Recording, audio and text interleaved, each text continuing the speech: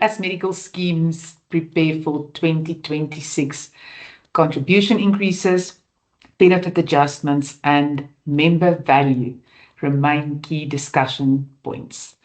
I am speaking to Werner van Deventer, Head Business Development at MediHelp, to share the scheme's increases, benefit design changes, and a general chat about the challenges facing medical schemes in the current environment. Welcome, Werner. Thank you. Thank you, Rianet, for this opportunity. Werner, please give me a high-level overview of MediHelp's increases in contributions for 2026. Yeah, so our increases for 2026, the approach was to make a responsible, balanced, and also a sustainable choice of what we want to achieve. So we've recognized the pressure that all of the members, not only our members, but the members in the industry currently face with regards to finances and also the economic climate. And our focus has been on maintaining stability, but also without compromising the value and the quality of care. So we've taken what we call a data-driven approach, optimizing benefits, also negotiating smartly with providers, and then leveraging efficiencies within our managed care models. So the result for MediHelp was a measured, but I think a fair contribution increase that ensures the long-term sustainability of our scheme. But we also want to protect our members' access to essential and also to quality healthcare services. So what are your average general increase? Our average general increase for 2026 is 8.46%. Okay, that's decent. I do pick up that most schemes' increases are a little bit lower than last year, which is, I think, positive for a lot of people. Yes, what you need to take into account is CPI and then also tariff increases. Now CPI, that's the factor that influences the food as well as petrol in South Africa. Then you need to take a look at the demand side as also the supply side. Now on the supply side, you'll be looking at medicine, the advances in medicine, which could be quite expensive. Yeah. Also changes in technology, all of that need to take that into account. And then importantly on the demand side is also the average age. Now in our industry, we always say the utilization increased by around about 2% for every year that the scheme's age increase. So yeah, we need to take that into account as well. And then when you calculate all of those, you also need to take into account the effect of your managed care protocols and your managed care models, as I've mentioned before. In MediHelp's case, it had a positive influence on and we could subtract a percentage or two on our side. Yeah, and then importantly is also for reserve building for the scheme to be sustainable for a long period. Yeah. And yeah, that also needs to be taken into account. And that's how we've calculated the annual fee increase. So everybody used the same model. An exciting part always is to hear what benefit enhancements are. So give us high level, maybe an overview of your most exciting changes, benefit enhancements that you've done. Yeah, so for 2026, MediHelp members can look forward to enhancements that also strengthen our commitment to affordability, as I've mentioned, and also the holistic health of our members.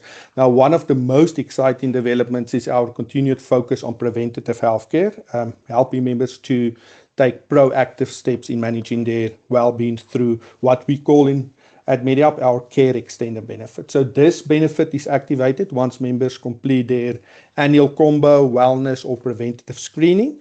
Now this includes checks for your blood glucose, cholesterol, BMI and blood pressure. Now important, these screens will now be available to all our members and also including those that already is registered on a chronic disease program.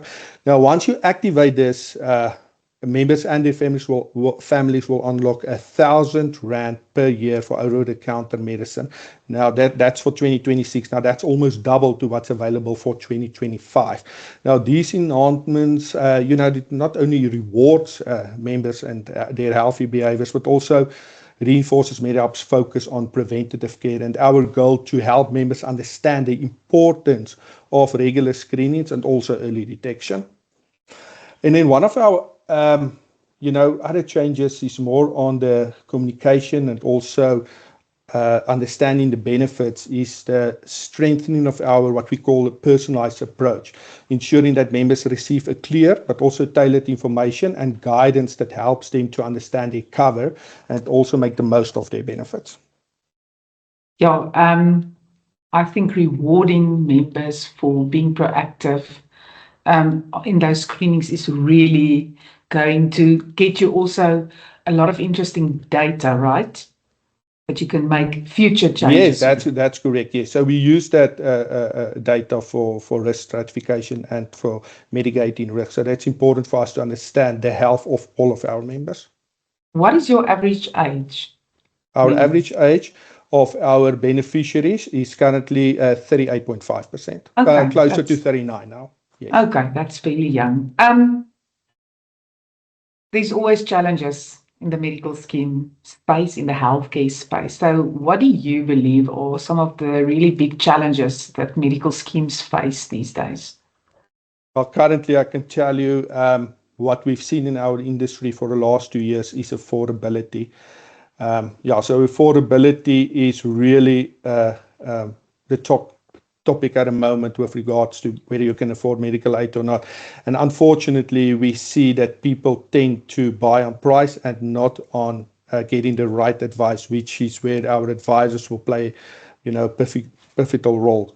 And unfortunately, at the moment, affordability, I think, is the biggest challenge for any scheme out there. And then, as I've mentioned to you before, we see advances in medicine, we see advances in technology, and that comes with a cost. That's the biggest challenge. Do you talk about that quite a lot? Yeah, so NHI is where we keep a close eye on NHI. We do have our own panel that oversees anything that's happening, anything that we can pick up in the news. So we do keep a close eye on NHI, but we don't foresee any challenge within the near future for now. Brokers, our audience, is also an important part of your business model. So lastly, maybe a message to them. To our advisors, So we refer to brokers as our advisors, and thank you for being our trusted advocates and also our partners in this member journey that I've referred to. Their guidance, our advisors' guidance and insights ensures that our members find the right fit for their healthcare needs. Now, as we move into 2026, MediHelp will remain committed to transparency and also to service excellence. We value the essential role that you play and also the dedication to connecting people or our members to quality cover. We will continue to support you with the tools and the information you need to help our members make confident but also informed choices. Thank you for your time, Bernard. I really appreciate it, and good luck for this last stretch. Thank you, Rianne. Appreciate it.